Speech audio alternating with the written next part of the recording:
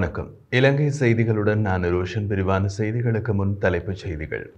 சபாநாயகரின் கல்வி தகமை சர்ச்சையால் சகல பாராளுமன்ற உறுப்பினர்கள் மீதும் மக்களுக்கு சந்தேகம் ஏற்பட்டுள்ளதாக ஆசு மாரசிங்க சுட்டிக்காட்டு.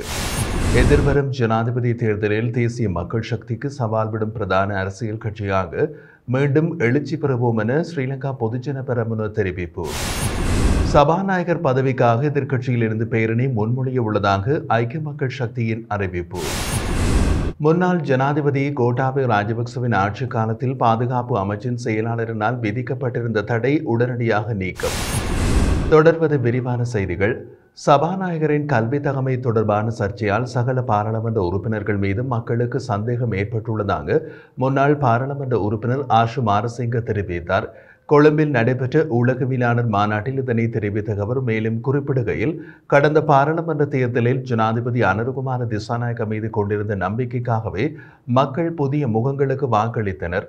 இந்த நிலையில் இந்த விவகாரத்தில் ஜனாதிபதி அனுரகுமார திசாநாயக்கவும் பொறுப்பு கூற வேண்டும் என்று தெரிவித்தார். அவர் மேலும் தெரிவிக்கையில், பாராளுமன்றத்தில் மக்களுக்காக சேவையாற்றக்கூடிய நேர்மறையான மனிதர்களே தேவை. மாறாக பாராளுமன்றத்தில் பட்டதாரிகளும் கலாநிதிகளும் பேராசிரியர்களும் மாத்திரம் இருக்க வேண்டும் என்பதை ஏற்றுக்கொள்ள முடியாது. குறிப்பாக தனது அரசியல் பயணத்தில் பட்டப்படிப்பை நிறைவு செய்ய முடியவில்லை என்பதனை நேர்மையாகவும் வெளிப்படையாகவும் குறிப்பிட்டிருக்கும் சபை முதல்வர் விமல் ரத்நாயக்க மிகவும் நேர்மையானவர். அத்துடன் சாமர சம்பத் தசாநாயக்க முதலமைச்சராகவும் ராஜாங்க அமைச்சராகவும் பதவி வகித்திருந்தாலும் தாம் 2ஆம் அல்லது 3ஆம் வகுப்பு வரை மாத்திரமே கற்றிருப்பதாக அவரும் வெளிப்படையாக குறிப்பிட்டிருக்கிறார். அதேபோன்று தற்போதைய பாராளுமன்றத்தின் ஏனைய அனைத்து நாடாளுமன்ற உறுப்பினர்களும் தமது கல்வி தகமை தொடர்பாக உண்மையினை வெளிப்படுத்த வேண்டும் என்றார். இதேவேளை ஜனாதிபதி அனுரகுமார திசாநாயக்கவும் இதற்கு பொறுப்பு கூற வேண்டும். காரணம், மக்கள் அவர் மீது கொண்ட நம்பிக்கையிலேயே அனைவரும் வாக்களித்திருந்தனர். இந்த நிலையில் தகவல் அறியும் உரிமை சட்டத்தினூடாக தற்போதுள்ள பாராளுமன்ற உறுப்பினர்கள் உண்மையில் யார் என்பதை நாம் அறிந்து கொள்ள நடவடிக்கை எடுப்போம் என்றார்.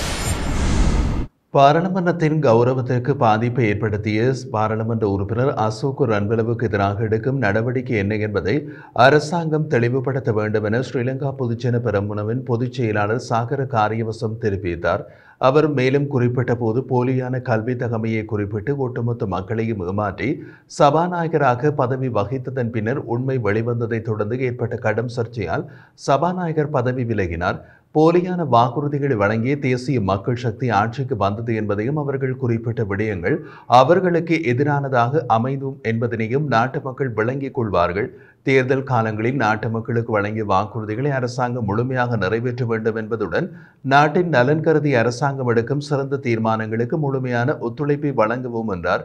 இதேவேளை அரசாங்கத்தின் தவறை சுட்டிக்காட்டும் பலமிகு எதிர்க்கட்சியாக நாங்கள் செயற்படுவதோடு எதிர்வரும் 2029ஆம் ஆண்டு ஜனாதிபதி தேர்தலில் தேசிய மக்கள் சக்திக்கு சவால் விடும் பிரதான அரசியல் கட்சியாக மீண்டும் எழுச்சி பெறுவோம் என்றார்.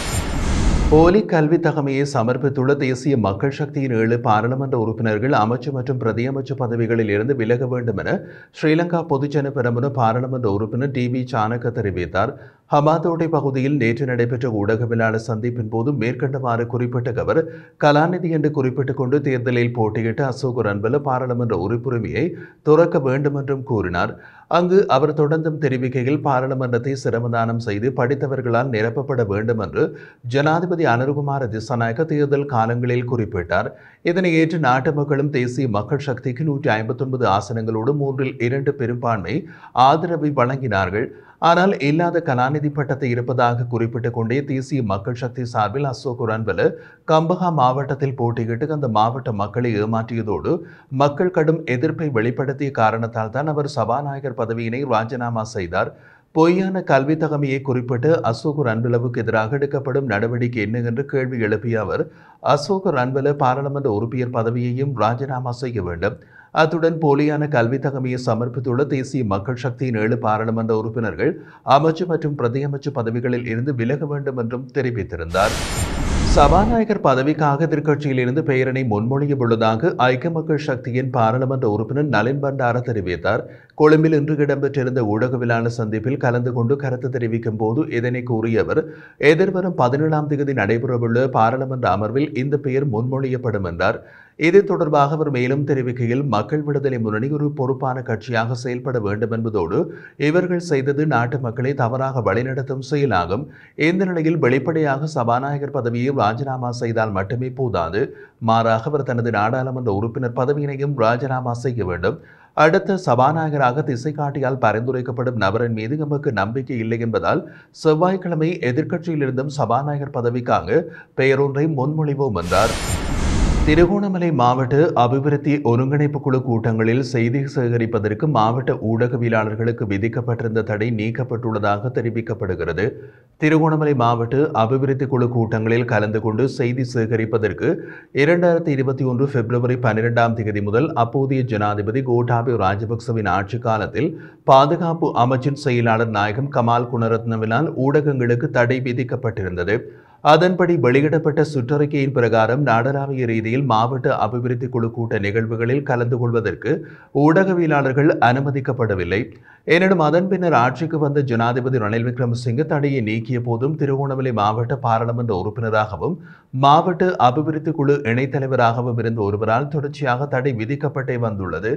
இந்த நிலையில் இது சம்பந்தமாக டிசம்பர் 11ஆம் தேதி திருகோணமலை மாவட்ட கங்கத்தலாவு ஐக்கிய ஊடகவியலாளர் ஒன்றியத்தின் பிரதிநிதிகள் குழு புதிய அரசின் திருகோணமலை மாவட்ட அபிவிருத்தி குழு தலைவரும் பிரதியமைச்சருமான அருண் ஹேமச்சந்திரவுடன் அவரது திருகோணமலை அலுவலகத்தில் கலந்துரையாடல் ஒன்றை மேற்கொண்டதோடு இந்த தடையை நீக்கி ஊடகவியலாளர்களுக்கு அனுமதி வழங்க வேண்டும் என்ற கோரிக்கை கடிதம் ஒன்றும் கையளிக்கப்பட்டது. இதன் பயனாக தடையை நீக்கி ஊடகவியலாளர்களுக்கு செய்தி சேகரிக்க வாய்ப்பளிக்குமாறு மாவட்ட அரசாங்க அதிபருக்கு பிரதி அமைச்சர் உத்தியோகபூர்வமாக அறிவித்துள்ளார். இதன் அடிப்படையில் சுமார் 5 வருடங்களுக்கு பின்னர் தற்போது புதிய அரசாங்கத்தின் கீழ் மாவட்ட அபிவிருத்தி குழு கூட்டத்தில் கலந்து கொண்டு செய்தி சேகரிக்க மீண்டும் ஊடகவியலாளர்களுக்கு வாய்ப்பு கிடைத்துள்ளமை குறிப்பிடத்தக்கது. நாட்டில் பொருட்களுக்கு தட்டுப்பாடு ஏற்பட பல்வேறு நிறுவனங்கள் மற்றும் தனிநபர்கள் தலையிட்டதாக வர்த்தக உணவு பாதுகாப்பு மற்றும் கூட்டுறவு அபிவிருத்தி அமைச்சர் வசந்த சமரசிங்க தெரிவித்தார். பத்திரிகை ஒன்றுக்கு வழங்கிய செவியின் போது அவர் இந்த கருத்துக்களை வெளியிட்டதோடு மேலும் தெரிவிக்கையில், பண்டிகை காலங்களில் போது பொருட்களின் விலை அதிகரிப்பது சந்தையில் பொதுவான நிலை, எனவே எதிர்காலத்தில் விலையை குறைக்க நடவடிக்கை எடுக்கப்படும் என்றார். பல்வேறு நிறுவனங்கள் மற்றும் தனிநபர்கள் தலையிட்டு நாட்டில் பொருட்கள் பற்றாக்குறையை உருவாக்கிய நிலையில் பேச்சுவார்த்தை மூலம் தீர்வு காண முயற்சிப்பதுடன் சந்தையில் பொருட்கள் தட்டுப்பாடு ஏற்படாத வகையில் மக்கள் பாதிக்கப்படாமல் இருக்க நடவடிக்கை எடுத்து வருகிறோம். குறிப்பாக சதோசா மூலம் அத்தியாவசிய பொருட்களின் விலை 25% குறைக்கப்படுவதோடு பண்டிகை காலங்களில் தேவையான நடவடிக்கைகளை மேற்கொள்ள அரசு நடவடிக்கை எடுத்து வருகிறது என்றும் தெரிவித்திருந்தார். ராஜபக்சர்கள் அதிகாரத்திற்கு வரக்கூடாது என்பதற்காகவே என்னை மையப்படுத்திய அமெரிக்க தடை அறிவிப்பின் உள்நோக்கமாக உள்ளது என்று உதயங்க வீரதுங்க குறிப்பிட்டுள்ளார். இது தொடர்பாக அவர் கொழும்பு ஊடகம் ஒன்றுக்கு கருத்து தெரிவித்த போது இவ்வாறு தெரிவித்துள்ளதுடன், அமெரிக்கா எனது பெயரை உள்ளிட்டு தடை விதித்தமைக்கு காரணம் அனுர்குமார தலைமையிலான அரசாங்கத்திற்கு தமது ஆதரவை வெளிப்படுத்துவதற்காகவே ஆகும். அமெரிக்காவின் மத்திய ஆசிய விவகாரங்களுக்கான உதவி ராஜாங்க செயலாளர் டொனால்டு இலங்கைக்கு வருகை தந்து ஜனாதிபதியோடு பேச்சுக்களை நடத்தும் போது நாட்டிற்கு வெளியில் மோசடியான முறையில் கொண்டு செல்லப்பட்ட பணத்தை மீளப் பெறுவதற்கான தொழில்நுட்ப உதவியை வழங்குவதாக அறிவித்திருந்தார். அனுர அரசாங்கம் ஆட்சியில் இருந்தாலும் அவர்கள் ஸ்திரமற்ற நிலையில் உள்ளதனால் ராஜபக்ச குடும்பம் மீளெழுச்சி கண்டுவிடும், ஆட்சிக்கு வந்துவிடும் என்ற அச்சம் அவர்களுக்கு உள்ளது. இதன் காரணமாகவே ராஜபக்ச குடும்பத்தை அடியோடு பலவீனப்படுத்த வேண்டிய தேவை அமெரிக்காவுக்கு ஏற்பட்டுள்ளது. அதனை அனுர அரசுக்கு ஒரு உதவியாகவே அமெரிக்கா செய்து வருகிறது. இந்த நிலையில் அமெரிக்காவின் தடை அறிவிப்பானது ஏற்றுக்கொள்ளக்கூடியதொன்றல்ல என்பதுடன் தடை அறிவிப்புக்கு எதிராக நான் மேன்முறையீடு செய்ய உள்ளேன் என்றார். யாழ் மாவட்டத்தின் பல பகுதிகளில் பரவி வந்த எலிக்காய்ச்சல் நிலைமை கட்டுப்பாட்டுக்குள் கொண்டுவரப்பட்டுள்ளதாக யாழ் சுகாதார பிரிவு அறிவித்துள்ளது. இந்த நிலையில் தற்போது பருத்தித்துறை ஆதார வைத்தியசாலையில் 28 பேரும், யாழ் போதனா வைத்தியசாலையில் 11 பேருமாக மொத்தம் 39 பேர் எலிக்காய்ச்சலுக்காக தற்சமயம் சிகிச்சை பெற்று வருவதாக யாழ் பிராந்திய சுகாதார சேவைகள் பணிப்பாளர் ஆர் கேதீஸ்வரன் தெரிவித்துள்ளார். அதே நேரம் கடந்த 3 நாட்களுக்கு முன்னர் யாழ் போதனா வைத்தியசாலையில் அனுமதிக்கப்பட்ட கரவட்டி துன்னாலை பகுதியை சேர்ந்த 23 வயதுடைய இளைஞர் ஒருவர் உயிரிழந்துள்ளதாகவும் குறிப்பிட்டுள்ளார்.